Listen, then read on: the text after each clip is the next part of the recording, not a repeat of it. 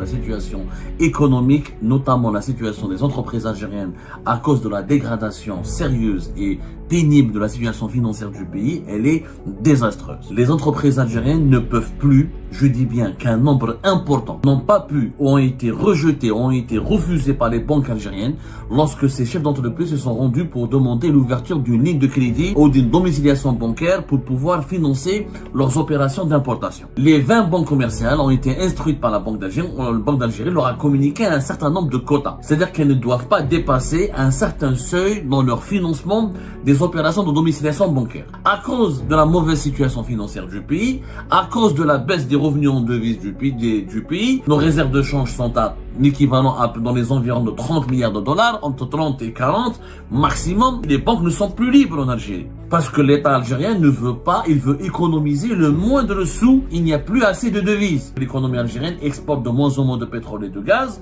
Donc les revenus sont en baisse. Et les prix du pétrole et du gaz sont en baisse. Donc les revenus du devise de l'Algérie, elles sont en baisse. Les exportations hydrocarbures, c'est un mensonge, c'est un mythe. Ça ne ramène pas beaucoup de devises. Même pour des opérations d'importation de 100 000 dollars ou de 100 000 euros ou de 200 000 dollars, c'est des petits montants. Elles sont rejetées et bloquées par les banques algériennes. Nous venons de partager avec vous, nous venons de découvrir, nous venons de confirmer une information importante sur laquelle nous avons enquêté pendant plusieurs jours. Et nous tenons à partager avec vous cette information et nous vous demandons de partager massivement cette émission parce que la situation économique, notamment la situation des entreprises algériennes à cause de la dégradation sérieuse et pénible de la situation financière du pays, elle est désastreuse. Les entreprises algériennes ne peuvent plus, je dis bien qu'un nombre important, et nous avons recueilli plusieurs témoignages, énormément de témoignages pour étayer nos propos et pour étayer nos informations, pour étayer nos affirmations. Plusieurs témoignages ont été recueillis par nos soins. Plusieurs chefs d'entreprise et plusieurs représentants d'entreprises algériennes n'ont pas pu, ont été rejetés, ont été refusés par les banques algériennes lorsque ces chefs d'entreprise se sont rendus pour demander l'ouverture d'une ligne de crédit ou d'une domiciliation bancaire pour pouvoir financer leurs opérations d'importation. De plus en plus de banques algériennes, comme la Trust Bank, des banques étrangères, ou des banques publiques comme la BDL, ou des banques étrangères installées en Algérie à travers des filiales ou des annexes à travers leurs filiales ou à travers leur entité locale, algérienne locale, comme la Trust Bank, comme la SLM Bank, comme la França Bank, mais même des banques publiques comme la BDL, même des grosses banques publiques comme la BNA ou la BEA. Elles refusent, des banques étatiques ou privées ou étrangères installées en Algérie refusent d'ouvrir les lignes de crédit ou les refusent ils n'acceptent pas de domicilier les opérations bancaires pour les financements des opérations d'importation des entreprises algériennes. Qu'est-ce qui se passe? Les banques algériennes ont un quota depuis nous avons pu vérifier cette information depuis le début du troisième semestre de l'année 2025. Les banques en Algérie ont été soumis à une instruction, à un nouveau règlement qui est resté discret. Il faut savoir que nous avons 20 banques commerciales en Algérie et 9 établissements financiers. Mais ce sont essentiellement les banques commerciales qui sont spécialisés qui peuvent gérer ou superviser ou ouvrir des lignes de crédit ou des lettres de crédit pour les domiciliations bancaires pour les opérations bancaires, pour les opérations d'importation. Les 20 banques commerciales ont été instruites par la Banque d'Algérie leur a communiqué un certain nombre de quotas. C'est-à-dire qu'elles ne doivent pas dépasser un certain seuil dans leur financement des opérations de domiciliation bancaire. Chaque banque a un quota qu'elle ne doit pas dépasser. Une fois que le seuil de ce quota est atteint, les entreprises qui procèdent à des demandes ou qui déposent des demandes pour ouvrir des domiciliations bancaires au niveau de ces 20 banques commerciales algériennes, et ben ces entreprises sont rejetées, sont refoulées pour une raison simple. Il n'y a pas d'argent. Il n'y a pas d'argent pour pouvoir financer leurs opérations d'importation. Les banques algériennes n'ont pas le droit d'ouvrir une domiciliation bancaire. Je rappelle qu'une domiciliation bancaire, c'est très simple. C'est quand on choisit une banque pour ouvrir un compte en banque sur lequel on souhaite verser des revenus en dinars, et ces revenus en dinars vont permettre de financer une opération d'importation. La banque, elle va convertir ces dinars en devises pour pouvoir financer l'opération d'importation demandée par l'entreprise algérienne. Sachant qu'en Algérie, le dinar n'est pas une monnaie convertible et que les entreprises algériennes ne détiennent pas des devises, à part les entreprises qui exportent, et encore c'est des comptes exportateurs, mais pour leurs importations, les entreprises algériennes utilisent des dinars. Ils font une domiciliation bancaire, ça. Ils ouvrent des comptes, ils ont des comptes en dinars auprès des banques algériennes, ils versent des dinars, ils versent l'équivalent en devises selon le taux de change officiel du coût de cette opération d'importation qu'ils veulent lancer ou qu'ils veulent effectuer, notamment pour importer des matières premières ou des composants ou des produits nécessaires pour le fonctionnement et la production de l'entreprise algérienne. Et la banque, elle va utiliser ces devises, qui sont ses propres devises, pour financer cette opération d'importation en récupérant les dinars que va lui avancer l'entreprise algérienne. Voilà le schéma classique. C'est comme ça que ça se passe en Algérie, puisque nous n'avons pas une monnaie convertible et que l'accès à la devise est très restreint, très limité. Il n'y a que les banques commerciales et la Banque d'Algérie qui, à travers les réserves de change, et les banques commerciales à travers leurs fonds propres en devise, qui peuvent financer les opérations d'importation à travers cette méthode de domiciliation bancaire pour l'ouverture on appelle ça une lettre de crédit. Une lettre de crédit, notamment le crédit documentaire pour financer les opérations d'importation. À cause de la mauvaise situation financière du pays, à cause de la baisse des revenus en devises du pays, à cause de la baisse significative des réserves de change, ce qui confirme que nos réserves de change ne sont pas à 70, ni à 64, ni à 60 milliards de dollars, comme l'affirme Abdelmajid Tebboune. Nos réserves de change sont à l'équivalent dans les environs de 30 milliards de dollars, entre 30 et 40 maximum, comme on l'a dit depuis l'été 2025. Mais bon, on nous a traités de traîtres, on nous a diffamés, dénigrés, diabolisés, insultés, traînés dans la boue. Mais c'est ça la vérité. Je vais vous expliquer pourquoi c'est ça la vérité. Puisqu'aujourd'hui, si on avait des réserves de change, si on avait un matelas de sécurité confortable, pourquoi les banques algériennes refusent la domiciliation bancaire pour les opérations d'importation des entreprises algériennes? Et elles sont nombreuses, ces entreprises algériennes. Alors, des entreprises algériennes obtiennent le visa du ministre du Commerce extérieur, de Kamal Azik, le fameux PPI, le programme prévisionnel d'importation.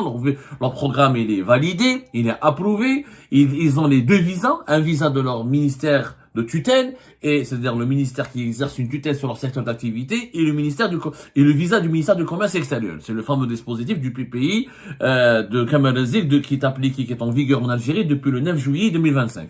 En dépit de leur certificat, en dépit de leur visa qui les autorise à domicilier une opération d'importation au niveau des banques algériennes, les banques algériennes les rejettent, refusent les demandes des entreprises algériennes et leur demandent de rebrousser chemin pour une raison simple: il n'y a plus d'argent dans les banques algériennes pour financer, il n'y a plus assez de devises et pour financer ces opérations d'importation. La Banque d'Algérie, elle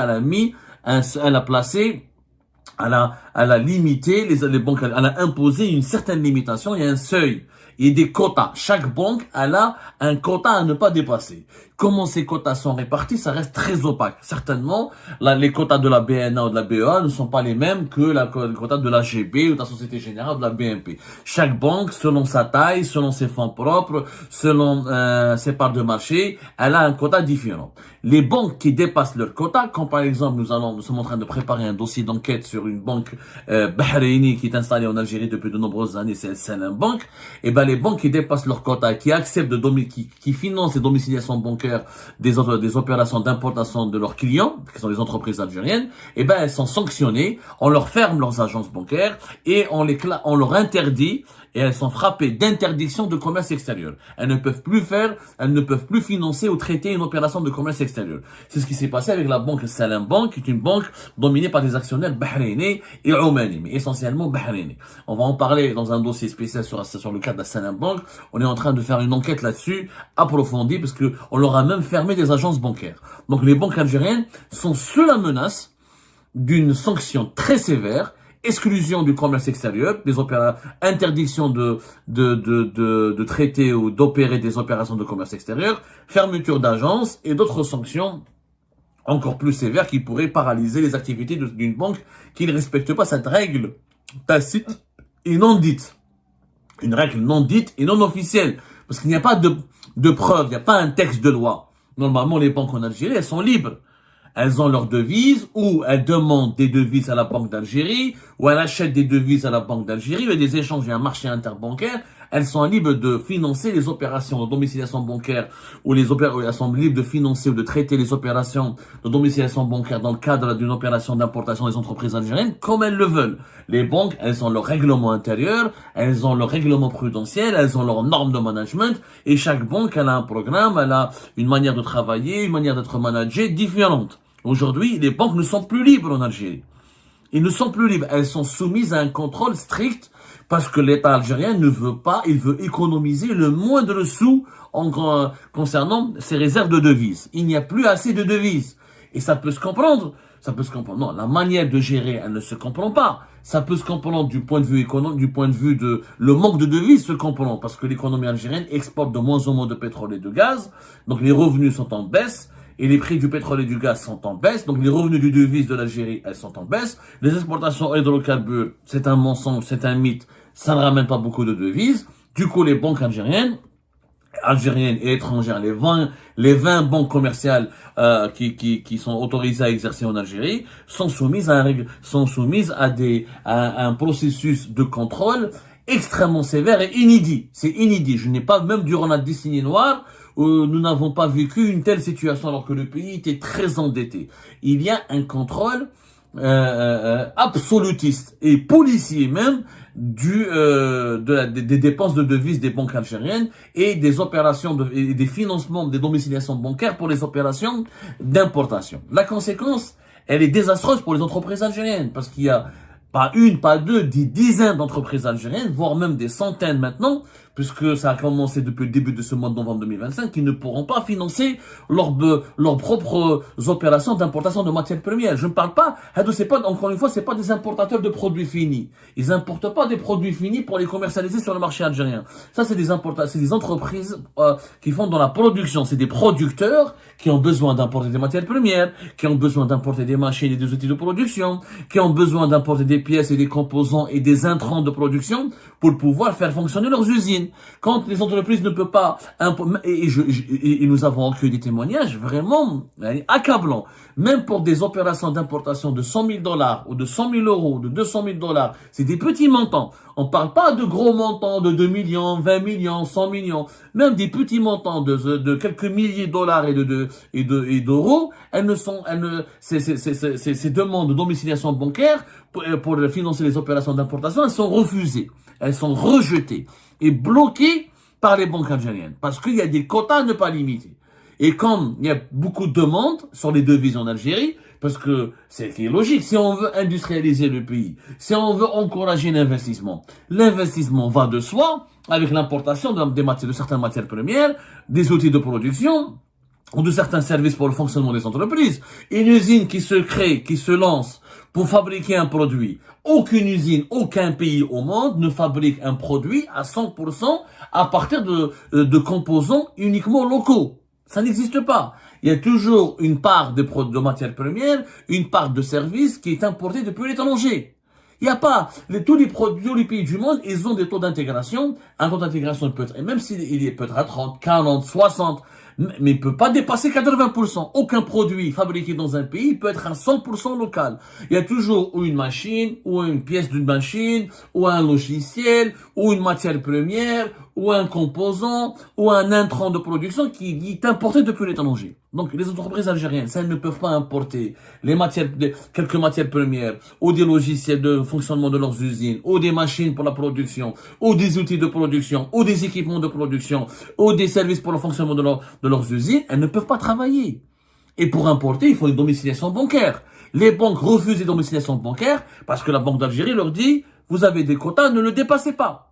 Vous n'avez pas le droit de dépasser ces quotas. Vous dépassez ces quotas, vous êtes exclu du commerce extérieur, vous êtes exclu de pouvoir traiter vous êtes exclu du commerce extérieur, du secteur du commerce extérieur du pays. Pour une banque, c'est catastrophique. Les banques en Algérie, elles ne prospèrent pas, elles ne peuvent pas vivre, elles ne sont pas rentables. Ça ne font pas d'importation, ça ne font pas du commerce extérieur. Les banques en Algérie ne vont pas vivre qu'avec l'épargne et les comptes courants de leurs clients. Donc, il y a une situation désastreuse et qu'il y a une explication. Les chiffres sont là, on en a parlé, il y a des prévisions qui ont été confirmées par le Fonds monétaire international. La manière, c'est l'économie algérienne, elle fonctionne comme elle fonctionne aujourd'hui, à savoir pas d'exportation en hydrocarbures importante, pas de diversification des recettes de devises du pays, pas une industrialisation accélérée du pays, pas une amélioration notable de la production nationale. Nos réserves de change vont baisser à moins de 14 milliards de dollars en 2030. Ce qui est une catastrophe.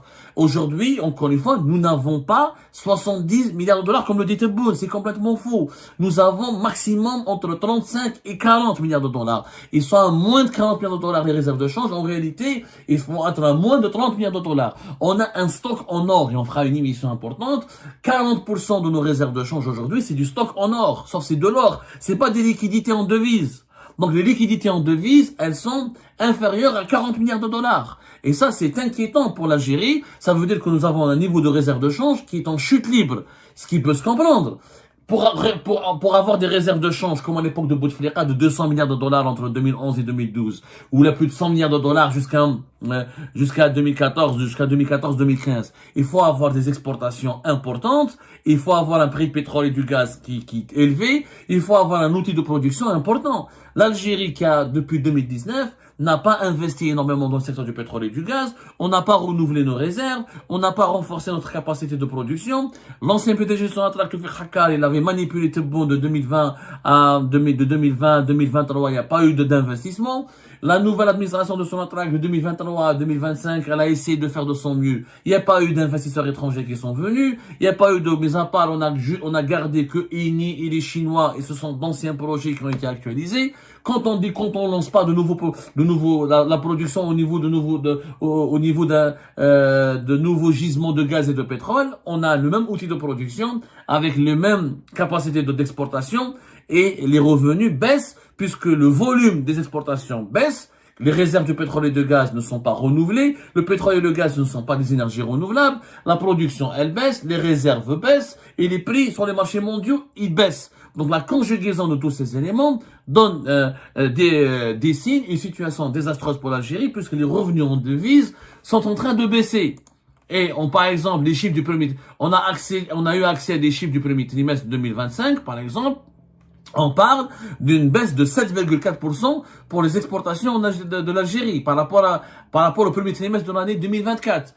Et alors que les importations ont diminué de 2,8%, ce qui n'est pas beaucoup, mais les recettes tirées des exportations ont baissé de 7,4%. Déjà, il y avait une baisse importante en 2024 par rapport à 2023. Le volume des exportations a baissé, même le volume a baissé de plus de 1,2%. Donc il y a des baisses importantes. Nos exportations baissent en termes de volume et en termes de recettes. Donc c'est quand même catastrophique. La baisse totale, elle est estimée à 8,5%. Hydrocarbures et hors hydrocarbures. C'est pas beaucoup. C'est pas beaucoup. C'est-à-dire que l'année 2025, l'Algérie va se dire, déjà en 2024, on a exporté à peine pour 45 milliards de dollars. Entre 45 et 47 milliards de dollars. L'année 2025, on aura à peine, on aura un bilan d'à peine 40. Si on a atteint 40 milliards de dollars de recettes au niveau de nos exportations, ce serait déjà un miracle. Ce qui est très peu pour un pays de presque 50 millions d'habitants, des exportations de 40 milliards de dollars, c'est très peu. Tous les autres revenus que nous avons en Algérie, c'est du dinar. C'est du commerce local, c'est des productions locales, c'est de la consommation locale. Or, on consomme et on produit en dinar. Le dinar ne vaut rien. C'est pas avec le dinar que tu vas acheter les matières premières agricoles, c'est pas avec le dinar que tu vas acheter les armes pour la sécurité nationale, c'est pas avec le dinar que tu vas pouvoir financer l'industrialisation du pays, ce n'est pas avec le dinar que tu pourras lancer des grands projets d'infrastructure du pays, parce que tu as besoin toujours de payer des partenaires étrangers ou de payer des services importés depuis l'étranger ou des équipements importés depuis l'étranger. Donc tout ce que nous gagnons en devises, il est en chute libre. Maintenant, Ce n'est pas en bloquant les entreprises algériennes, ce n'est pas en verrouillant l'accès aux domiciliations bancaires pour les opérations d'importation pour les producteurs algériens qu'on va résoudre le problème. L'Algérie doit accepter à un moment donné où elle va s'endetter sur les marchés internationaux, c'est pas grave, où on finance, on utilise les réserves de change que nous avons maintenant, il faut les parier sur l'industrialisation du pays pour qu'en dans 2, 3 ou 4 ans, on aura une production nationale diversifiée qui ne dépend pas que du pétrole et du gaz et qui pourra permettre à l'Algérie d'avoir des revenus diversifiés, supplémentaires et issus de d'autres sources que le pétrole et le gaz. Mais l'industrialisation doit commencer maintenant. Sauf que si les entreprises qui font de la production ne peuvent pas importer la matière première, ni les équipements de production, ni les outils pour leur fonctionnement, la production nationale ne va jamais s'améliorer, ne va jamais être boostée, puisque l'industrialisation du pays sera bloquée.